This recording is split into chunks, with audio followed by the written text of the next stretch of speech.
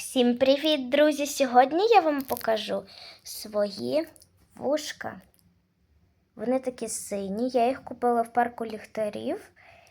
І вони ось так світяться. І отак, чуть-чуть повільніше. І стоять на місці. Якщо ви були в парку ліхтарів вже, я в Івано-Франківську живу. До нас тут приїжджав цей парк. І мені там дуже сподобалось. Там було все таке круте, там все світилось. І там були такі крила, які світяться. Там не одні крила, а двоє крил. Ще там було вогняне шоу.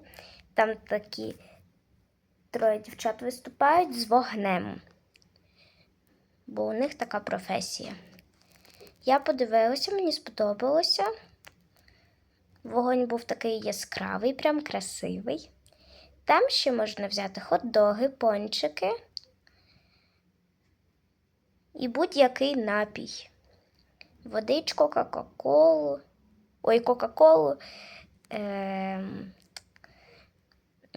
фанту і спрайт ніби там продається.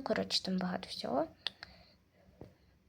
Навіть їжа є, хот-доги і пончики, як я вам вже казала.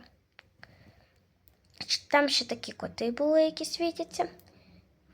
Феї всякі. Не пам'ятаю, скільки там фей було, бо то ще було весною. Він до нас приїжджав, тому я не пам'ятаю. Сказати вам точно не можу.